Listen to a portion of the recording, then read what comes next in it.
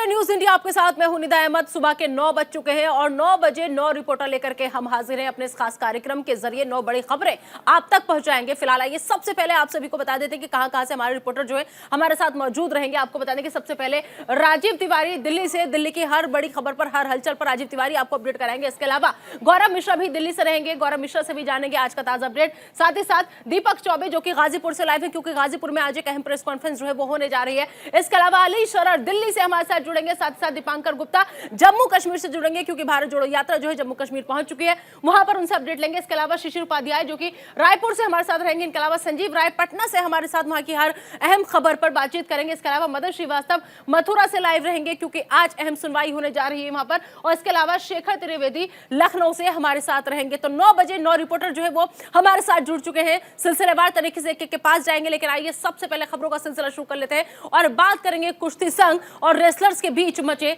विवाद की। आपको बताने की दरअसल आज खेल मंत्री और पहलवानों की फिर से बैठक हो सकती है। हालांकि यह खबर सूत्रों के हवाले से मिल रही है, क्योंकि आपको बता दें कि कल रात भी अनुराग ठाकुर के साथ बैठक हुई थी और बीती रात 4 घंटे तक मीटिंग जो थी वो चली थी। अनुराग ठाकुर ने 4 घंटे तक इन लोगों से बातचीत की थी, इन खिलाड़ियों से बातचीत की थी, लेकिन कहा यह जा रहा है कि इतनी लंबी बातचीत के बाद भी कोई नतीजा जो था वो नहीं निकला। लिहाजा जंतर मंतर पर आज भी पहलवान जो है वो प्रदर्शन कर सकते हैं, ऐसी खबरें मिल रही हैं सूत्रों के मुताबिक। तो बीती रात 4 घंटे तक मीटिंग चली।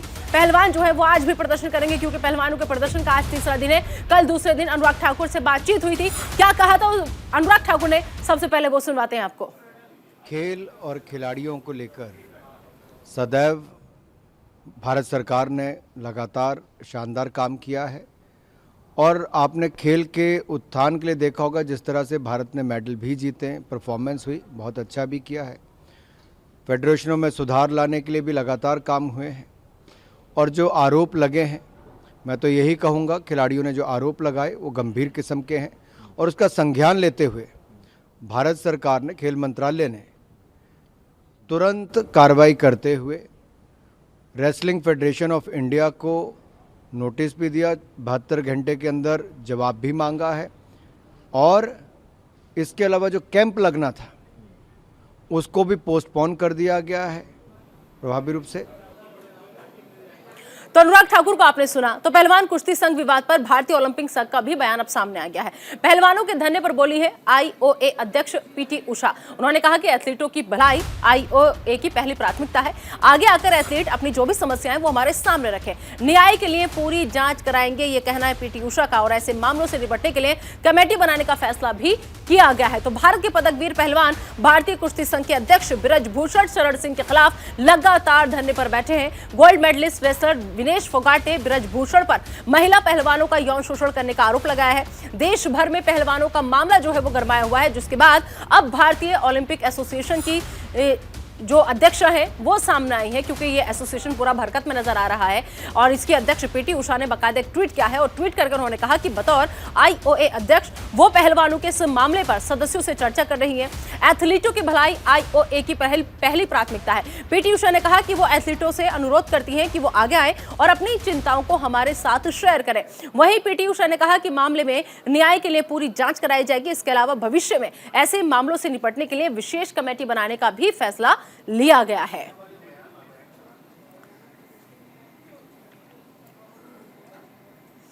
और इस बीच पहलवानों और डब्ल्यूएफआई विवाद से जुड़ी एक बड़ी खबर भी आप तक पहुंचा दें। आपको बता दें कि डब्ल्यूएफआई के अध्यक्ष आज दोपहर 12 बजे प्रेस कॉन्फ्रेंस करने वाले हैं और आरोपों पर जवाब दे सकते हैं ब्रजभूषण।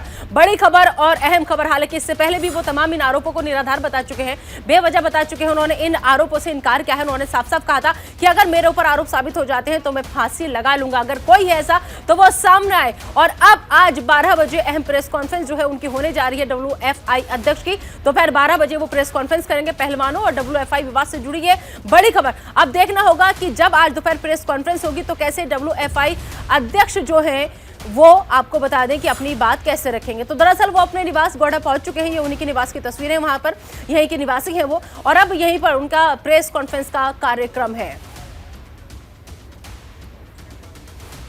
और इस खबर पर ज्यादा बातचीत के लिए हमारे सहयोगी राजीव तिवारी जो है वो हमारे साथ जुड़ चुके हैं। राजीव तिवारी का हम सीधा रुख कर लेते हैं। राजीव तिवारी, लगातार ये मामला जो है वो गर्माता चला जा रहा है। कल जिस तरीके से अनुराग ठाकुर से मुलाकात हुई, बातचीत हुई, कई घंटे चली, 3 से 4 घंटे बताया जा रहा है, लेकिन नतीजा कुछ भी नहीं निकला। ऐसे में सबसे पहले आपसे अपडेट ये जानना चाहेंगे कि क्या आज भी जो खिलाड़ी है, क्योंकि सूत्रों के हवाले से खबर ये मिल रही कि वो आज भी प्रदर्शन करेंगे, मतलब आज भी वो जंतर मंतर पर जाएंगे, इसको लेके क्या जानकारी है आपके पास?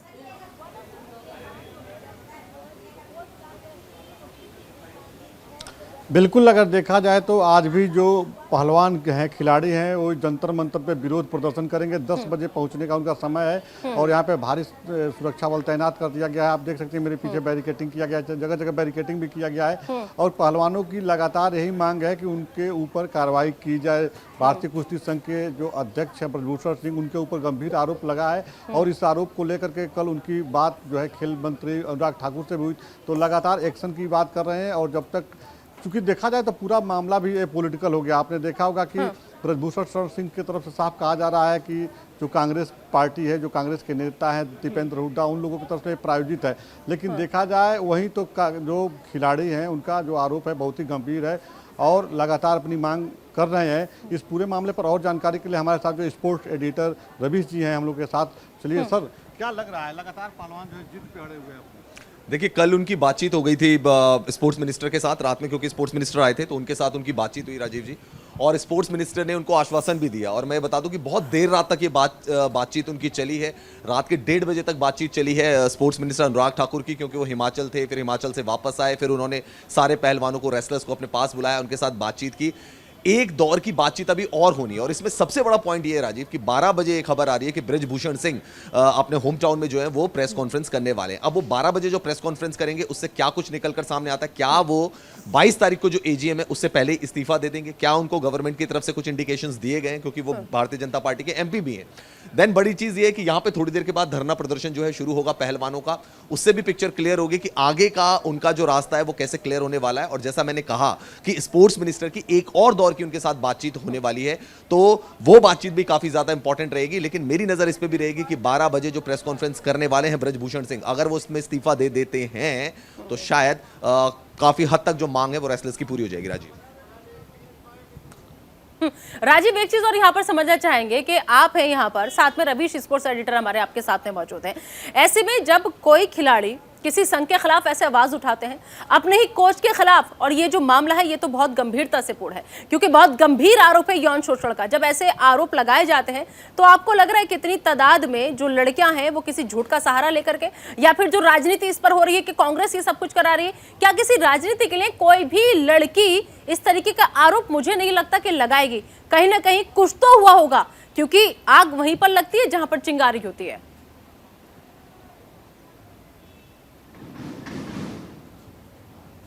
बिल्कुल, देखिए अपने बचाव में सभी लोग अपने अपने तरफ से तर्क रख रहे हैं। चाहे ब्रजभूषण सिंह की बात कीजिए, वो कह रहे हैं कि मैं फांसी लगा लूंगा, या कह रहे हैं कि कांग्रेस की तरफ से प्रायोजित है। लेकिन बिल्कुल आपने सही कहा कि कोई भी जो है लड़की इस तरह का ब्लेम नहीं लगा सकती है जब तक उसके साथ किसी तरह की बदतमीजी ना हो। चूंकि बड़ा मामला है और केवल विनेश फोगाट की तरफ से ही नहीं, कई जो और जो लड़कियां हैं उनकी इस तरह का आरोप लगा रहे हैं कि उनके साथ इस तरह की घटनाएं घटी हैं। क्योंकि एक सामाजिक पर्दा होता है तो कुछ लोग बाहर आके बोल नहीं पाते हैं, और जो लोग थोड़ा सा मन से मजबूत होते हैं तो अपनी बातों को सामने लेके आते हैं। तो ऐसे में विनेश फोगाट चूँकि एक मजबूत प्लेयर हैं और मन से भी मजबूत हैं, तो उन्होंने अपनी बातों का उजागर किया कि इस तरह की हरकत उनके साथ की गई है। तो अब पूरा जिनके साथ इस तरह की घटनाएं घटी हैं वो लोग भी बाहर अब आकर बोल रहे हैं। लेकिन सब कुछ जाँच का विषय है। अगर ब्रजभूषण शरण सिंह सही है तो वो लगातार इस बात को कह रहे हैं कि ये राजनीति से प्रायोजित है, तो इसकी जांच होगी। लेकिन जांच के पहले जो खिलाड़ियों की जो मांग है उस मांग को लेकर के खेल मंत्रालय गंभीर है, और यही वजह है कि कल रात अनुराग ठाकुर, खेल मंत्री अनुराग ठाकुर ने उनसे साथ वार्ता की है। और आज भी जैसा कि हमारे राजीव इसमें एक चीज और भी है, देखिए अगर खुद हम बात करें तो कांग्रेस को घेरा जा रहा है कि कांग्रेस ने ये सब कुछ करवाया है, लेकिन वही सोशल मीडिया पर एक बात और ट्रेंड कर रही है। सोशल मीडिया पर ये बात धड़ल्ले के साथ चल रही है, लोग इसे ट्वीट कर रहे हैं, बाकायदा लिख रहे हैं, अपनी पोस्टों में लिख रहे हैं कि ब्रजभूषण सिंह को सिर्फ एक बार सामने आकर के ये कहना है कि देसी घी बहुत अच्छा था तो मामला सारा सिलट जाएगा। ऐसा भी कुछ है क्या?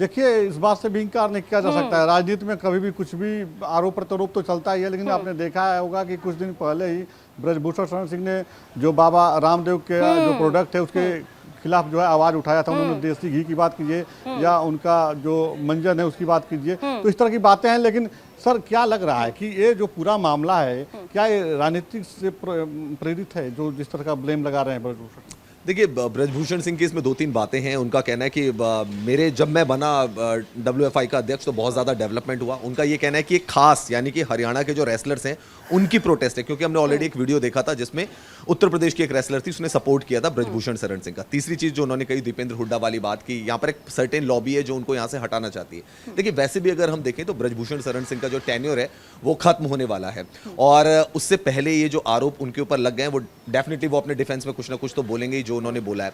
यहाँ पर अगर मैं रेसलर्स की बात करूं, रेसलर्स का जो प्रोटेस्ट है वो ब्रजभूषण सिंह के खिलाफ तो है ही है, सिस्टम के खिलाफ भी है, क्योंकि उनका कहना है कि जो स्टेट फेडरेशन से उनको भी हटाया जाना चाहिए। और बहुत टाइम से जो एक्सप्लॉयटेशंस है वो लगातार हो रहा है। बहुत सारी ऐसी लड़कियां होती है क्योंकि पब्लिकली अपना फेस रिवील नहीं कर सकती, या एक शर्म भी होती है कि वो नहीं चाहती कि भाई हम लाइमलाइट में आए, हमारा करियर इससे प्रभावित हो सकता है। तो बहुत टाइम से ये घटनाएं हो रही थी, ऐसा रेसलर्स का कहना है, और इसकी वजह से वो चाहते हैं कि पूरा सिस्टम में बदलाव होना चाहिए। अब मैं एक इसमें टेक्निकल पॉइंट बता देता हूं। टेक्निकल पॉइंट ये होता है कि जो अगर आप रेसलिंग फेडरेशन की बात करें, it's an independent body which is funded by the government. Government का डायरेक्ट इसमें इंटरफेरेंस नहीं होता, जो बहुत सारे लोग कह रहे हैं कि ये इसको सस्पेंड कर दें, ये कर दें, ऐसा नहीं होता है। अगर गवर्नमेंट की इंटरफेरेंस होती है किसी भी स्पोर्ट्स फेडरेशन में, तो जो इंटरनेशनल स्पोर्ट्स बॉडी होती है जो उससे कनेक्टेड होती है वो फिर उसके खिलाफ एक्शन लेती है, क्योंकि ओलंपिक चार्टर ये कहता है कि गवर्नमेंट का इंटरफेरेंस नहीं होना चाहिए। ये बॉक्सिंग के साथ हुआ, जब गवर्नमेंट ने वहां इंटरफेरेंस की, इंटरनेशनल बॉडी ने बॉक्सिंग को सस्पेंड कर दिया। हमारी जो फुटबॉल एसोसिएशन थी right before the FIFA world cup, उसको सस्पेंड कर दिया गया। तो ये रेसलिंग में भी अगर सरकार ज्यादा इंटरफेरेंस करेगी तो जो इंटरनेशनल बॉडी है वो भी उसके खिलाफ एक्शन ले सकती है। ये इंटरनल इनको करना पड़ेगा। हालांकि 72 घंटे का समय दिया गया था, आज वो मियाद पूरी हो रही है, और देखते हैं 12 बजे की प्रेस कॉन्फ्रेंस में ब्रजभूषण शरण सिंह क्या करते हैं। बिल्कुल ठीक है। चलिए राजीव, आप दोनों नजर बनाए रखिए, और आपका भी और रवीश का भी बहुत बहुत शुक्रिया फिलहाल इस तमाम जानकारी के लिए। तो आज तीसरा दिन है, देखना होगा। सबसे बड़ी बात यह कि जब प्रेस कॉन्फ्रेंस होगी तो वो शख्स जिसके ऊपर सारे आरोप लग रहे हैं वो क्या कहेंगे, इस पर भी हमारी नजर बनी होगी। चलिए आगे बढ़ते हैं, कुछ और अहम खबरों को रुक कर लेते हैं। आपको बता दें कि साल 2023 का पहला रोजगार मेला जो है वो लगने जा रहा है। 71,000 युवाओं को इस दौरान नियुक्ति पत्र जो है वो दिए जाएंगे, और ये नियुक्ति पत्र देश के प्रधानमंत्री नरेंद्र मोदी सौंपेंगे। बता दें आपको कि आज सुबह यानी अभी थोड़ी देर बाद 10:30 पर रोजगार मेला जो है वो शुरू होगा, और वीडियो कॉन्फ्रेंसिंग के जरिए पीएम मोदी इसमें शामिल होंगे। देश के 45 शहर ऐसे हैं जहां पर ये रोजगार मेला सेंटर लगाया गया है। तो रोजगार मेले का आज से आगाज होने जा रहा है। दिसंबर 2023 तक 10 लाख सरकारी नौकरी का लक्ष्य है। 22 अक्टूबर 2022 में 75,000 नियुक्ति पत्र जो थे वो बांटे गए थे। 20 जनवरी 2023 को 71,000 नियुक्ति पत्र जो है वो दिए जाएंगे। वीडियो कॉन्फ्रेंसिंग के जरिए आपको बता दें कि प्रधानमंत्री नरेंद्र मोदी शामिल होंगे। यहाँ पर देश के 45 शहरों में रोजगार मेला सेंटर जो है वो लगाया गया है। 24 राज्य ऐसे हैं जहां पर नौकरियां दी जाएंगी। तो साल 2023 का पहला रोजगार मेला आज लगने जा रहा है, जिसके तहत 71,000 युवाओं को नियुक्ति पत्र जो है वो दिया जाएगा, और प्रधानमंत्री नरेंद्र मोदी ये नियुक्ति पत्र सौंपेंगे। तो बड़ी खबर, अहम खबर, और साथ ही साथ अच्छी खबर उन लोगों के लिए जो युवा बेरोजगार हैं, तो उनके लिए अच्छी खबर। इस खबर पर ज्यादा बातचीत के लिए रुक करेंगे हमारे सहयोगी दीपक चौबे का, जो इस वक्त हमारे साथ जुड़ चुके हैं। दीपक, रोजगार मेले की आज से शुरुआत होने जा रही है, पीएम मोदी युवाओं को नियुक्ति पत्र सौंपेंगे। कितनी अच्छी खबर और कितनी खास खबर ऐसे वक्त में जब मौजूदा वक्त में नौकरियों का बहुत ज्यादा संकट है। जी बिल्कुल सही कहा आपने निधा, और खासकर बात की जाए तो जब प्रधानमंत्री नरेंद्र मोदी 10:30 बजे संबोधित करेंगे, और करीब 71,000 नौकरी का जो है वो युवाओं को दिया जाएगा नियुक्ति पत्र। उसमें कई केंद्रीय मंत्रियों को भी लगाया गया। अगर बात की जाए तो पूरे जो, अगर मैं आपको बताऊं कि केंद्रीय मंत्रियों में चाहे वो भोपाल में केंद्रीय मंत्री नरेंद्र सिंह तोमर रहेंगे, मुंबई में अनुप्रिया पटेल रहेंगी, नागपुर में अश्विनी चौबे, पुणे में नित्यानंद राय, दिल्ली में खुद पीयूष गोयल रहेंगे, भुवनेश्वर में धर्मेंद्र प्रधान। ऐसे हर तरीके से बात की जाए तो जयपुर में गजेंद्र सिंह शेखावत रहेंगे, कानपुर में अनुराग सिंह ठाकुर, गाजियाबाद में आर.के. सिंह। तो इस तरीके से कई केंद्रीय मंत्रियों को इस काम पे लगाया गया। और खासकर अगर बात की जाए तो देखिए, क्योंकि इसी साल 8 राज्यों में चुनाव है, तो ये बहुत महत्वपूर्ण है। क्योंकि लगातार अगर बात की जाए तो बेरोजगारी की बात हो रही थी, लगातार बात की जा रही थी कि युवाओं को नौकरी नहीं मिल रही है, आखिर पकौड़े तलेंगे। तो कहीं ना कहीं 2023 में एक खुशखबरी है उन लोगों के लिए भी जो सोच रहे थे कि सरकार कहीं ना कहीं रोजगार देने में विफल रही है। तो ये जाहिर सी बात है कि जब देखिए 1 जनवरी 2023 का 1 जनवरी में ही 71,000 नौकरी बांटी जा रही है, जिसमें अगर बात की जाए तो लोको पायलट से लेके नर्स होंगे, मतलब करीब अगर बात की जाए तो 24 कैटेगरियों में नौकरी दी जाएगी। तो ये जाहिर सी बात है कि आने वाले समय बीजेपी के लिए भी एक अच्छी खबर होगी, केंद्र सरकार के लिए भी अच्छी खबर होगी, क्योंकि जो नाराजगी झेल रही है केंद्र सरकार और बीजेपी, उससे कहीं ना कहीं उसको फायदा मिलेगा जब 71,000 नौकरी जब दी जाएगी। तो जाहिर सी बात है कि जिस तरीके से एक नाराजगी हो रही थी, उसके बाद देखिए अगर बात की जाए तो जयपुर में देखिए इसी साल जयपुर में भी चुनाव होने हैं, उसके बाद मध्य प्रदेश में भी चुनाव होने हैं। दीपक यही वजह है कि विपक्ष जो है वो लगातार इस रोजगार मेले को राजनीति से जोड़ के देख रहा है। उनका ये कहना है कि आने वाले वक्त में चुनाव होने हैं, लिहाजा अब बेरोजगारों की याद आ गई। लेकिन ये जो आंकड़ा है 31,000, ये बहुत कम है, क्योंकि जो बेरोजगारी का आंकड़ा है वो बहुत ज्यादा है। कैसे भरपाई हो पाएगी सब लोगों की?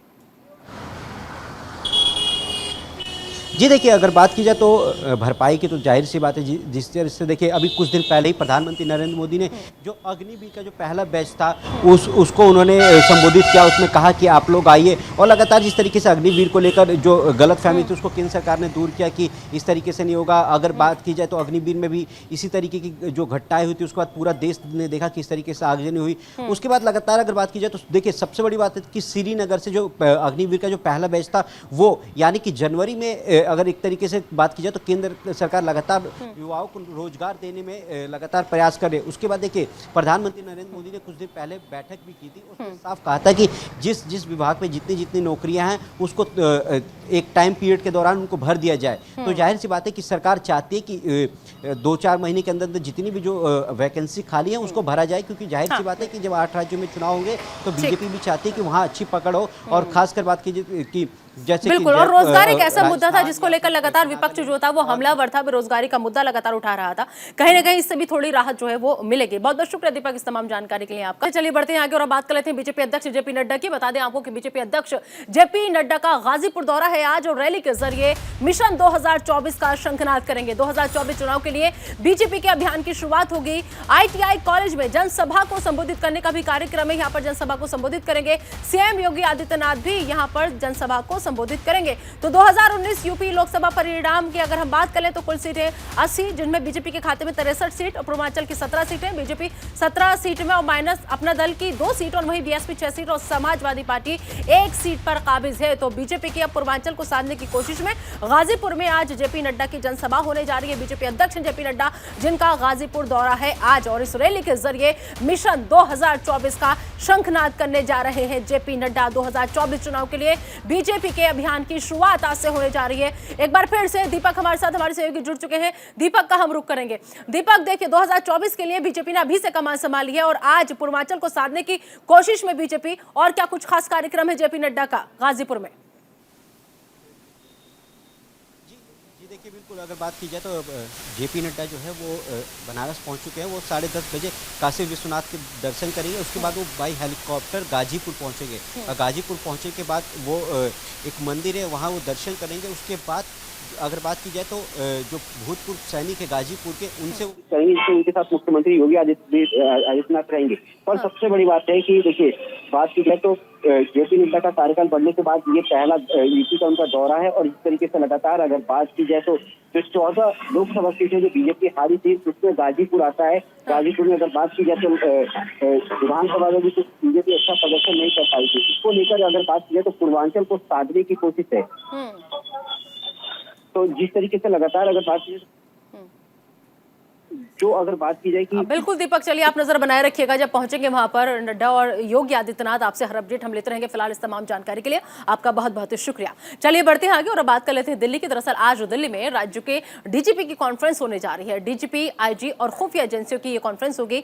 आपको बता दें कि 20 से 22 जनवरी तक 3 दिवसीय कॉन्फ्रेंस का ये आयोजन है। तो पीएम मोदी और गृहमंत्री अमित शाह भी इसमें शामिल होंगे। दरअसल ये जो आयोजन किया गया है कॉन्फ्रेंस का, वो ड्रग, ड्रोन, टेरर और साइबर अटैक को रोकने पर मंथन को लेकर के किया गया है यहाँ पर। तो 20 और 22 यानी आज से 22 जनवरी तक यानी 3 दिवसीय कॉन्फ्रेंस का आयोजन जो है वो दिल्ली के अंदर होने जा रहा है। पीएम मोदी और गृह मंत्री अमित शाह इसमें शामिल होंगे कॉन्फ्रेंस में, और इसका जो दरअसल मंथन करने की जो कोशिश होगी वो drug, drone, terror, cyber attack को रोकने पर हम इसको कैसे रोक सकते हैं, कैसे जो मामले लगातार बढ़ते चले जा रहे हैं जिनमें इजाफा हो रहा है उनमें कमी कैसी आएगी, इस पर फोकस होगा। लिहाजा डीजीपी, आईजी और खुफिया एजेंसियां जो है सब मिलकर के साझा कॉन्फ्रेंस करने वाली हैं, और ये कॉन्फ्रेंस आज से 22 जनवरी तक यानी अगले 3 दिन तक ये कॉन्फ्रेंस होने जा रही है। और इसमें देश के प्रधानमंत्री नरेंद्र मोदी, गृह मंत्री अमित शाह भी शामिल होंगे। तो drug, drone, terror, cyber attack को रोकने पर मन जो है वो किया जाएगा कि जिस तरीके से लगातार मामले जो है वो सामने आते हैं, साइबर क्राइम जो है वो बढ़ता चला जा रहा है, इसकी रोकथाम के लिए कौन से कदम उठाए जाएं या कितनी सख्ती के साथ इन चीजों को किया जाए, तमाम रणनीति पर चर्चा होगी और मंथन होगा। हमारे सहयोगी अली शरर इस वक्त हमारे साथ जुड़ चुके हैं, आइए उनसे ताजा अपडेट ले लेते हैं। अली, कितने बजे ये मंथन होना है, बैठक होनी है, और कहा जा रहा है कि देश के प्रधानमंत्री, गृह मंत्री, तमाम लोग इसमें शामिल होंगे। तो उम्मीद करें कि इस बैठक के बाद जितने अभी साइबर अटैक वगैरह हो रहे हैं उन मामलों में कमी आएगी, अच्छी रणनीति तैयार होगी इस कॉन्फ्रेंस के माध्यम से। देखिए, बिल्कुल निदा, आपको बता दें 3 दिवसीय ये मीटिंग है। आज, कल और परसों 3 दिन ये मीटिंग होनी है, जिसमें प्रधानमंत्री नरेंद्र मोदी और गृह मंत्री अमित शाह इस बैठक में हिस्सा लेंगे, और देश के तमाम राज्यों के डीजीपी और आईजी इसमें शामिल होंगे। और मकसद सिर्फ यही है कि 26 जनवरी से पहले किस तरह से आतंकी गतिविधियों पे लगाम लगाई जा सके, साइबर क्राइम पे लगाम लगाई जा सके, इसको लेकर के नए नए आइडिया पेश किए जाएंगे आईजी और डीजीपीओ की तरफ से। इसलिए ये मीटिंग की गई है और दोपहर में ये मीटिंग होनी है। इसके बाद 3 दिवसीय ये मीटिंग चलेगी निदा। लेकिन अमूमन देखा जाता है अली कि जिस तरीके से चाहे वो आईजी हो, डीआईजी हो, तमाम लोग बड़े बड़े लोग बैठक कर लेते हैं, मंथन कर लेते हैं, रणनीति तैयार हो जाती है, लेकिन बाकी और जो विभाग फिर इनके अंडर में आते हैं, जब उनको दिए जाते हैं ये आदेश निर्देश तो वो सही ढंग से अमल में नहीं ला पाते, और यही वजह है कि लगातार क्राइम में इजाफा होता चला जाता है, साइबर अटैक के मामले जो है वो लगातार बढ़ते चले जाते हैं। तो नहीं लगता कहीं ना कहीं सख्ती के साथ उन लोगों पर भी फोकस करने की जरूरत है जिनको ये जिम्मा सौंपा जाता है? बिल्कुल, देखिए, आपका सवाल वाजिब है। इस तरह की मीटिंगें 26 जनवरी से पहले यानी गणतंत्र दिवस से पहले हमेशा होती आई हैं, लेकिन इस बार इस मीटिंग में विशेष ये है कि खुद प्रधानमंत्री शामिल हो रहे हैं, गृह मंत्री शामिल हो रहे हैं। तो माना जा रहा है कि जो देश की एजेंसियां हैं, जो देश के तमाम राज्यों में पुलिस कर्मी और पुलिस अधिकारी काम कर रहे हैं, उनको खास दिशा निर्देश दिए जा सकते हैं। क्योंकि आपको याद होगा, अब से कुछ दिन पहले देश की राजधानी दिल्ली के एम्स हॉस्पिटल का पूरा साइबर जो डाटा वो हैक कर लिया गया था हैकरों द्वारा। तो साइबर क्राइम पे भी किस तरह से लगाम लगाई जा सके, इसको लेकर भी मीटिंग है। और राज्य में और खासकर जम्मू कश्मीर में आतंकी गतिविधियों पे कैसे लगाम लगाई जा सके, उसको लेकर की विशेष रणनीति तैयार की जा रही है। लेकिन माना जा रहा है कि कोई बड़ा फैसला लिया जा सकता है निदा। ठीक है, बिल्कुल। चलिए, बहुत बहुत शुक्रिया अली, फिलहाल इस तमाम जानकारी के लिए आपका। आप नजर बनाए रखिए। अब आगे बढ़ते हैं, रुक कर लेते हैं जम्मू कश्मीर का, जहां पर राहुल गांधी की भारत जोड़ो यात्रा जो है वो पहुंच चुकी है। आपको बता दें कि 3400 किलोमीटर की यात्रा के बाद जम्मू कश्मीर में एंट्री हुई है राहुल गांधी की भारत जोड़ो यात्रा की, और इस दौरान फारूक अब्दुल्ला ने शंकराचार्य से राहुल गांधी की तुलना कर दी है। उन्होंने कहा कि सदियों पहले शंकराचार्य आए थे, अब राहुल आए हैं। भारत जोड़ो यात्रा का उद्देश्य नफरत को खत्म करना है। यात्रा के जम्मू कश्मीर पहुंचे पर बोले राहुल गांधी कि मेरे पूर्वज जम्मू कश्मीर से थे, लग रहा है घर लौटा हूं। तो अहम खबर कांग्रेस की भारत जोड़ो यात्रा से जुड़ी। आपको बता दें कि 7 सितंबर 2022 को शुरुआत हुई थी, कन्याकुमारी से ये यात्रा शुरू हुई थी। 3570 किलोमीटर पदयात्रा का लक्ष्य, और अब तक 3400 किलोमीटर की यात्रा भारत जोड़ो यात्रा पूरी हो चुकी है। और आज इस यात्रा का 126वां दिन है। 10 राज्य 52 जिलों से ये यात्रा होकर गुजरेगी, और 30 जनवरी श्रीनगर में यात्रा का समापन होगा। तो जम्मू कश्मीर भारत जोड़ो यात्रा पहुंच चुकी है। 3400 किलोमीटर की यात्रा के बाद जम्मू कश्मीर में एंट्री हुई है राहुल की भारत जोड़ो यात्रा की। तो यहाँ सुबह की तस्वीरें आपको हम दिखा रहे हैं। देखिए किस तरीके से बारिश में भी ये यात्रा जो है वो लगातार जारी है। तो फारूक अब्दुल्ला ने राहुल की अगवानी की, जोरदार स्वागत राहुल का मशालों के साथ किया गया, और उसके बाद अब आप देखिए कि कैसे राहुल गांधी जो है बारिश में भी उनके कदम नहीं रुक रहे हैं।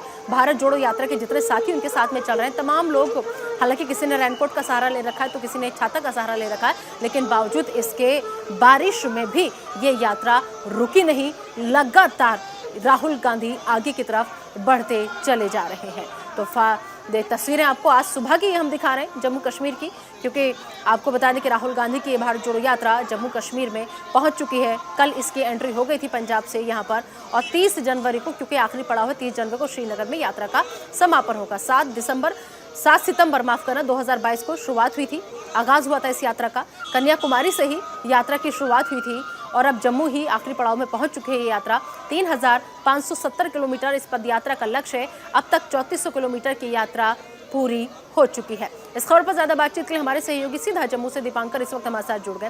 दीपांकर, हमने देखा कि सुबह जो तस्वीरें आई, बारिश हो रही थी लेकिन काफिला रुक नहीं रहा था। अभी फिलहाल क्या ताजा अपडेट, क्या क्या कार्यक्रम है अभी वहां पर राहुल गांधी के?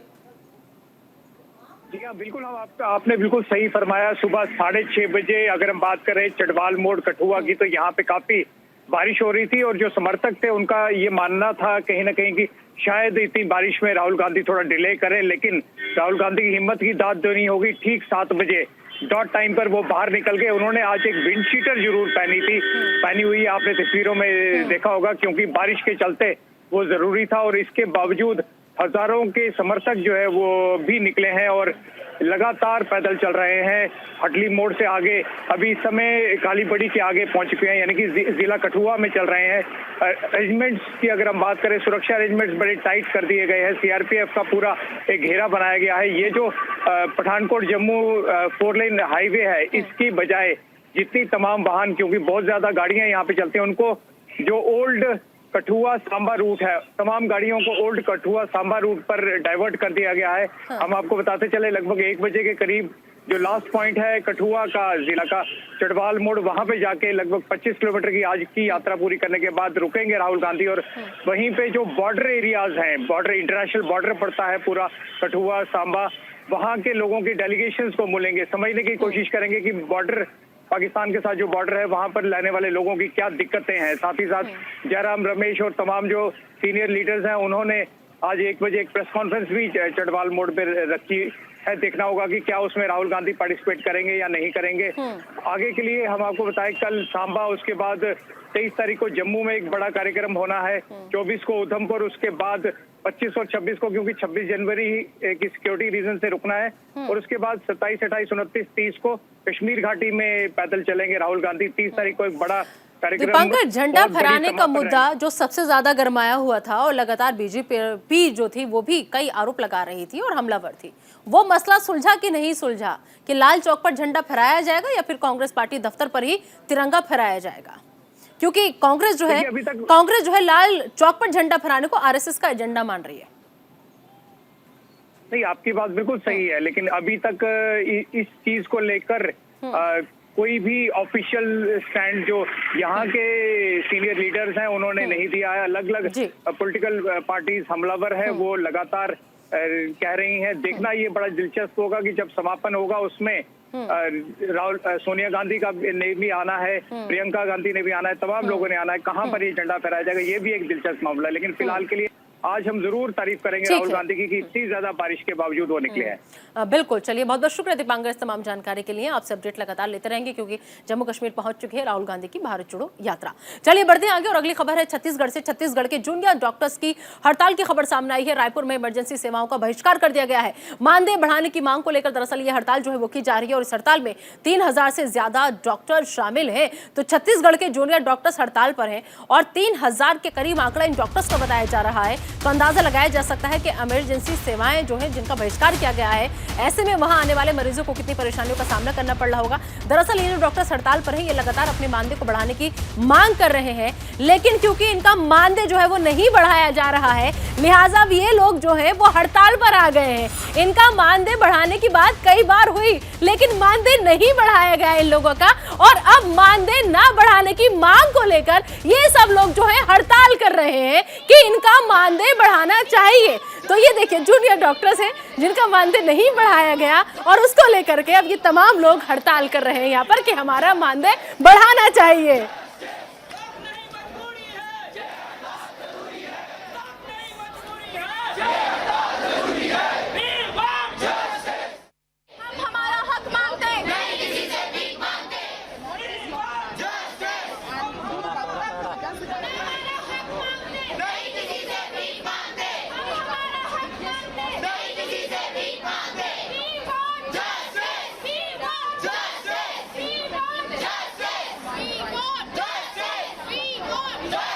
तो आपने सुना, नारों की गूंज सुनाई दे रही है यहाँ पर, we want justice, we want justice. और ये लोग लगातार ये मांग कर रहे हैं कि इनका मानदेय बढ़ाया जाए, लेकिन जब नहीं बढ़ाया गया तो इन लोगों ने हड़ताल कर दी। लेकिन जूनियर डॉक्टर्स की इस हड़ताल की वजह से वहां आ रहे मरीजों को खासी परेशानियों का सामना करना पड़ रहा है, क्योंकि रायपुर में इमरजेंसी सेवाएं जो है वो ठप है। इन डॉक्टर्स ने उनका बहिष्कार कर दिया है। तो मानदेय की बढ़ाने की मांग को लेकर लगातार ये लोग हड़ताल पर बैठे हुए हैं। तो ऐसे में खासी दिक्कतों का सामना मरीजों को करना पड़ रहा है, उनके तीमारदारों को करना पड़ रहा है, क्योंकि इमरजेंसी सेवाएं पूरी तरह से इन लोगों ने बहिष्कार जब किया तो वो ठप पड़ी हैं यहाँ पर। और लगातार मानदेय की मांग जो है बढ़ाने की वो ये लोग कर रहे हैं। और ये जो आंकड़ा है डॉक्टर्स का जो इन तस्वीरों में नजर आ रहा है, ये करीब बताया जा रहा है कि 3000 के करीब डॉक्टर्स हैं जो हड़ताल पर हैं अपने मानदेय बढ़ाने की मांग को लेकर।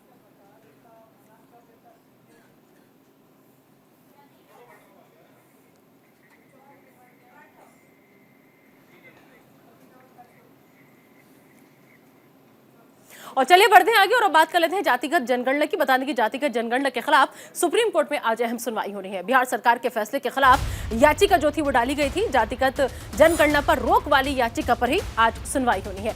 2 जजों की बेंच मामले की सुनवाई करेगी। तो अहम खबर, बड़ी खबर आपको बता दें कि बिहार में जाति जनगणना को लेकर लगातार हंगामा जो है वो मचा हुआ है। बिहार सरकार के फैसले के खिलाफ याचिका डाली गई थी। 2022 के जून में दरअसल प्रस्ताव को मंजूरी मिली थी। 500 करोड़ के बजट का आवंटन था। 7 जनवरी से जाति आधारित गणना जो थी वो शुरू हो गई थी। 7 से 21 जनवरी तक घरों की गिनती की जाएगी। जो पूरा वो है इसका मसौदा वो इस तरीके से, और 1 से 30 अप्रैल तक जातियों की गिनती की जाएगी। लेकिन अब बिहार सरकार के फैसले के खिलाफ जब याचिका डाली गई तो जातिगत जनगणना पर रोक वाली याचिका पर सुनवाई आज अहम होने जा रही है। 2 जजों की बेंच इस पूरे मामले की सुनवाई करेगी।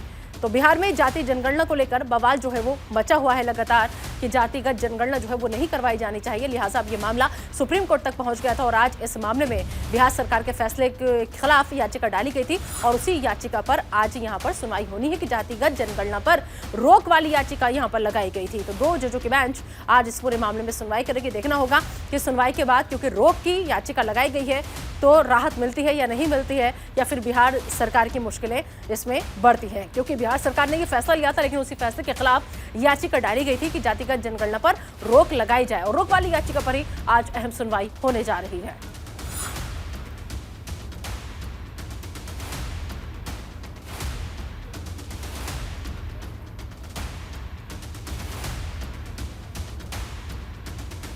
तो बिहार में जाति जनगणना को लेकर बवाल मचा हुआ है। 2022 के जून में प्रस्ताव को मंजूरी दी गई थी। इस खबर पर ज्यादा बातचीत के लिए सीधा रुख करेंगे पटना का, जहां से हमारे सहयोगी संजीव राय इस वक्त हमारे साथ जुड़ चुके हैं। संजीव, आज अहम सुनवाई जो है इस पूरे मामले में होने जा रही है, क्या लग रहा है? क्योंकि बिहार सरकार के फैसले के खिलाफ ये याचिका डाली गई है, बिहार सरकार को राहत मिलेगी या फिर सुनवाई होगी और इस पर रोक लगाई जाएगी? न्यायालय में एक याचिका दायर की गई थी और एक नहीं, हिंदू सेना के द्वारा भी दायर की गई सुनवाई। जानकारी मिल रही है कि अब ये सुनवाई 27 जनवरी को कहा है कि जितनी भी याचिकाएं दायर की या जो भी संगठन के द्वारा याचिका पर अब तरह से 27 जनवरी को सुनवाई होगी। और इस पूरे मामले में नालंदा के व्यक्ति ने CIL दायर किया था। साफ साफ कहना है कि राज्य सरकार जो ये जातीय जनगणना करा रही है ये बिल्कुल ही गलत है, और जो संविधान में जो लिखा है उसके तहत वो जो भी ये जनगणना होना है वो गलत हो रहा है। उसके अलावा ये भी कहा गया है कि जातीय जनगणना जो कराया जा रहा है वो कहीं न कहीं जाति भेद और कई सारे सवाल भी खड़े थे। तो अब कहीं न कहीं जानकारी मिली है। ठीक है संजीव, आप नजर बनाए रखिए, जब सुनवाई होगी आपसे अपडेट लेंगे। फिलहाल इस तमाम जानकारी के लिए आपका बहुत बहुत शुक्रिया। तो आज और भी कई मामलों में सुनवाई होनी है। मथुरा जन्मभूमि ईदगाह विवाद में भी आज अहम सुनवाई है। श्री कृष्ण जन्मभूमि विवाद पर अहम सुनवाई है। बता दें कि हिंदू सेना के विष्णु गुप्ता की याचिका पर यह सुनवाई होने जा रही है। हिंदू और मुस्लिम पक्ष को हाजिर होने के आदेश दिए गए हैं। तो चलिए जल्दी से आपको बता दें कि दरअसल मथुरा जन्मभूमि ईदगाह विवाद में आज सुनवाई है। लेकिन क्या है ये विवाद? श्री कृष्ण जन्मभूमि विवाद पर पूरा विवाद जो है वो दरअसल मथुरा में 17.37 एकड़ जमीन को लेकर के है। करीब 11 एकड़ पर श्री कृष्ण जन्म स्थान पर मंदिर बना हुआ है और 2.37 एकड़ जमीन पर शाही ईदगाह मस्जिद है। याचिका में ईदगाह मस्जिद हटाकर जमीन हिंदू पक्ष को देने की मांग, 1968 में जमीन को लेकर हुए समझौते को भी रद्द करने की मांग की जा रही है। तो दरअसल जो याचिका है उसमें कहा यह जा रहा है कि जो समझौता 1968 में हुआ था, क्योंकि 1968 में समझौता यही हुआ था कि इस तरीके से जमीन का बंटवारा किया गया था कि 2.37 एकड़ जमीन पर शाही ईदगाह मस्जिद जो है वो बनाई जाएगी। लेकिन याचिका में ईदगाह मस्जिद हटा करके जमीन जो है वो हिंदू पक्ष को देने की मांग की गई है यहाँ पर। तो 1968 में ये समझौता हुआ था, लेकिन इसी समझौते को रद्द करने की बात याचिका में कही जा रही है। साथ ही साथ ये कहा जा रहा है कि उस वक्त जो समझौता हुआ था 1968 में, उस समझौते के तहत क्योंकि जो 13.37 एकड़ जमीन थी उसको लेकर के 11 एकड़ जब बंटवारा हुआ था, समझौता तय हुआ था, उसके तहत ये बात आपस में तय हुई थी हिंदू मुसलमान दोनों पक्षों में कि 11 एकड़ का जो हिस्सा है उस पर श्री कृष्ण जन्म स्थान पर मंदिर बना दिया जाएगा और 2.37 एकड़ जो जमीन का हिस्सा है उस पर शाही ईदगाह मस्जिद बनाई जाएगी। इस खबर पर ज्यादा बातचीत के लिए रुक करेंगे हमारे संवाददाता मदन मोहन मालवीय का, जो इस वक्त हमारे साथ जुड़ चुके हैं। मदन, आज अहम सुनवाई श्री कृष्ण जन्मभूमि विवाद पर होने जा रही है, दोनों ही पक्षों को मौजूद रहने का आदेश दिया गया है। क्या लग रहा है, याचिका में ईदगाह मस्जिद हटाकर जमीन हिंदू पक्ष को देने की मांग जो है उसे मान लिया जाएगा, या फिर साथ ही साथ 1968 का जो जमीन को लेकर समझौता था उसको भी रद्द करने की मांग को मान लिया जाएगा? सुनवाई किस दिशा में जा सकती है, क्योंकि आज दोनों पक्ष रहेंगे अहम सुनवाई? जी बिल्कुल, जिस तरीके से आज जो सुनवाई अहम मानी जा रही है वो हिंदू सेना के जो डाला गया था बात को लेकर के, अमीन सर्वे को लेकर के ये आज सुनवाई है, जिसमें मुस्लिम पक्ष ने जो है अपनी दलीलें पेश की थी और आगे प्रार्थना पत्र इसलिए लगाया था कि जो आदेश हुआ है उसको जो है हमको भी सुनना चाहिए और हमारे सुने बिना ये आदेश दिया गया, तो उसको लेकर के आज बहस होनी है। और हिंदू सेना का जो मामला है उस पे उनका कहना यह है कि अमीन सर्वे जो हो रहा है उस पे जल्द से जल्द अमीन को भेजा जाए जिससे कि जो सुनवाई की जा सके। और वहीं मुस्लिम पक्ष का कहना सीधा तौर पे ये है कि आज जो उनकी दलीलें हैं उनको ये है कि बिना सुने ये फैसला जो दिया गया है उस पर एक बार कोर्ट दोबारा अपना जो फैसला है वो रखे। तो इसको लेकर के आज हिंदू सेना का जो सीधा उनकी मांग है कि आज जो हमारा फैसला 8 दिसंबर को दिया गया था उस पर अमल किया जाए। कोर्ट से यही मांग करेंगे कि कोर्ट जो 8 दिसंबर को आदेश हुआ है उस पर जल्दी से जल्दी अमीन सर्वे को लेकर के वहां भेजा जाए। वहीं दूसरा मामला हिंदू महासभा का है, जिन्होंने पुरातत्व विभाग को और अधिकारियों को सिर्फ इसलिए भेजना चाहा है कि वहां जाकर के जो भी जो अमीन सर्वे हो उसमें जो जितने अधिकारी रहेंगे वो सारे साक्ष्यों को देख सके। जी ठीक है, बहुत बहुत शुक्रिया इस तमाम जानकारी के लिए आपका। आप नजर बनाए रखिएगा, अपडेट आपसे हम लेते रहेंगे। चलिए आगे बढ़ते हैं और अब बात कर लेते हैं मुजफ्फरनगर दंगा मामले की। बता दें आपको कि मुजफ्फरनगर दंगा मामले में भी आज अहम सुनवाई होनी है। एमपी एमएलए कोर्ट में साध्वी प्राची पर सुनवाई होनी है। दरअसल मुजफ्फरनगर दंगा मामले में आरोपी है साध्वी प्राची और विशेष न्यायाधीश मयंक जायसवाल इस पूरे मामले की सुनवाई करेंगे। तो मुजफ्फरनगर दंगा, आप सबको याद होगा कि अक्टूबर 2013 में दंगे हुए थे मुजफ्फरनगर में और इन दंगों में 60 लोगों की मौत हो गई थी और इनमें 28 नामजद आरोपी बनाए गए थे और साथ ही साथ 12 लोग ऐसे थे जिन्हें दोषी करार दिया गया था और वहीं 15 आरोपी ऐसे थे जिनको बरी कर दिया गया था और इस बीच एक आरोपी की मौत भी हो गई थी। तो बड़ी खबर और अहम खबर मुजफ्फरनगर दंगा मामले से जुड़ी हुई, जिसमें आज अहम सुनवाई जो है वो होनी है। एमपी एमएलए कोर्ट में साध्वी प्राची पर यह सुनवाई आज होने जा रही है। तो 2013 में दंगे हुए थे और उन्हीं दंगों के आरोपी हैं साध्वी प्रज्ञा। और अब देखना होगा कि जब आज एमपी एमएलए कोर्ट ने इससे पहले वारंट भी जारी कर दिया था, एमपी एमएलए कोर्ट में साध्वी प्राची पर आज अहम सुनवाई जो है वो होने जा रही है मुजफ्फरनगर दंगा मामले में।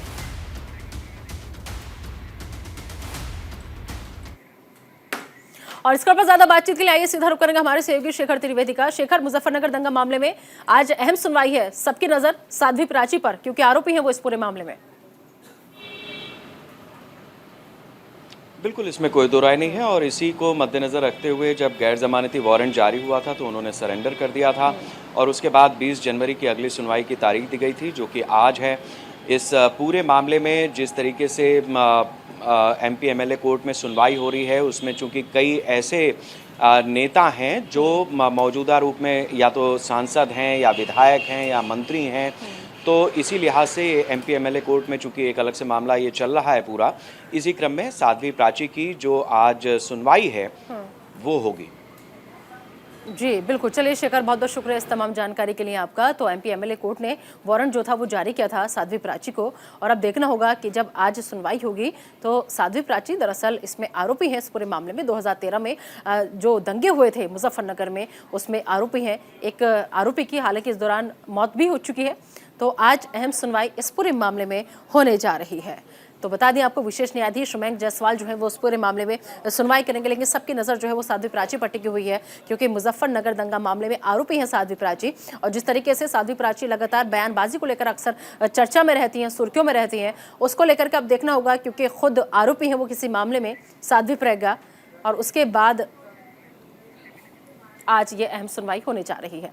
आगे बढ़ेंगे, बात करेंगे बिहार के हाजीपुर की, जहां से बड़ी खबर जो है वो मिल रही है। यहाँ पर 2 महिला कांस्टेबल ने बहादुरी दिखाई है। 3 हथियारबंद लुटेरों का मुकाबला क्या है, बैंक लूट की कोशिश को नाकाम किया है, और ये तमाम जो उन्होंने कोशिश की और उस कोशिश को कैसे इन महिलाओं ने नाकाम किया, उसकी तस्वीरें सामने आई। 2 महिला कांस्टेबल ने बहादुरी यहां पर दिखाई। आपको बता दें कि बैंक लूट की कोशिश को इन्होंने नाकाम किया। 3 हथियारबंद लुटेरों ने दरअसल आए थे यहां पर, और आने के बाद बैंक को लूटने की कोशिश लुटेरों की तरफ से की जा रही थी, लेकिन इन 2 महिला कर्मियों ने उनकी कोशिशों को नाकाम कर दिया। बिहार के हाजीपुर से ये बड़ी खबर जो है वो सामने आ रही है। तो बिहार के हाजीपुर से बड़ी खबर, 2 महिला कांस्टेबल की बहादुरी की। देखिए, ये रहा वो सीसीटीवी फुटेज, जब बदमाश आते हैं अंदर, बैंक को लूटने की कोशिश करते हैं। हथियारबंद ये बदमाश थे, लेकिन बैंक लूट की इस कोशिश को कैसे इन 2 महिलाओं ने नाकाम किया, वो अपने आप में वाकई में इनकी बहादुरी को सलाम है। क्योंकि अगर इसी तरीके से जूझ कर, और खासतौर पर महिला अपनी ड्यूटी को निभाया जितनी जिम्मेदारी के साथ, और वो कितनी बहादुरी के साथ, न सिर्फ जिम्मेदारी बल्कि बहादुरी के साथ अपनी ड्यूटी को उन्होंने निभाया यहाँ पर 2 महिला कांस्टेबल। और उसके बाद देखिए किस तरीके से उनको मोटिवेट भी किया गया, उनकी तारीफ भी की गई, और साथ ही साथ उनको सम्मानित भी किया गया है। तो बैंक लूट की कोशिश को नाकाम किया है इन 2 महिलाओं ने। आप लोग बहादुरी का काम किए हैं, या आप लोग से सीख मिलेगा जो भी इस विभाग में है, कि आप लोग महिला होकर इतना अच्छा काम किए। यही सब बोले, आप लोग बहुत बहादुरी का काम किए। और उधर बदायूं में पुलिस की सख्त कार्रवाई सामने आई है। आपको बता दें कि दरअसल पुलिस लगातार सख्ती के साथ कार्रवाई को अंजाम देती है, लेकिन बावजूद इसके लगातार गौकशी की घटनाएं जो है वो सामने आ रही हैं। बीती रात लगभग 1 बजे गौकशी की सूचना पर सहसवान थाना पुलिस की गौ तस्करों के साथ मुठभेड़ हुई, जिसमें 2 गौ तस्करों को गोली लगी, जिन्हें घायल अवस्था में गिरफ्तार किया गया, और 2 आरोपियों को कॉम्बिंग कर गिरफ्तार कर लिया गया। बाकी के 3 अभियुक्त तो फरार होने में कामयाब रहे। बता दें कि पुलिस को मुखबिर की सूचना मिली थी कि भीकमपुर गांव के एक जंगल के पास गौकशी की घटना के लिए एक गाय को लाया गया है, जिसकी सूचना पर पुलिस टीम ने जंगल की घेराबंदी की, और जिसके बाद बदमाशों ने पुलिस पर फायरिंग कर दी। जनपद बदायूं में थाना सहसवान पे आज रात्रि लगभग 1 बजे मुखबिर द्वारा जानकारी प्राप्त हुई कि ग्राम भीकमपुर के पास कुछ बदमाशों द्वारा गोकशी की घटना को अंजाम दिया जा रहा है। इस सूचना पर थाना सहसवान के इंस्पेक्टर क्राइम द्वारा अपनी टीम के साथ मौके पर पहुंच के घेराबंदी की गई। तो बदमाशों द्वारा पुलिस टीम पर फायरिंग की गई। जो पुलिस द्वारा आत्मरक्षा जवाबी फायरिंग में उन बदमाशों में से 2 व्यक्ति, जिनका नाम दिलशाद और आरिफ है, इन दोनों को मौके पर पैर में गोली लगी है, जिसकी वजह से वो घायल हो गए हैं। शेष अन्य 2 बदमाश, जिनका नाम बन्ने मियाँ और नूर आलम है, इनको पुलिस ने कॉम्बिंग के दौरान गिरफ्तार कर लिया गया है। इसमें शामिल 3 अन्य बदमाश अंधेरे का फ़ायदा उठा करके भाग गए हैं, जिनके लिए पुलिस टीम उनके विरुद्ध कार्रवाई कर रही है। तो फिलहाल इस बुलेटिन में अभी के लिए इतना ही। आप दीजिए इजाजत, लेकिन बने रहिए न्यूज़ इंडिया के साथ।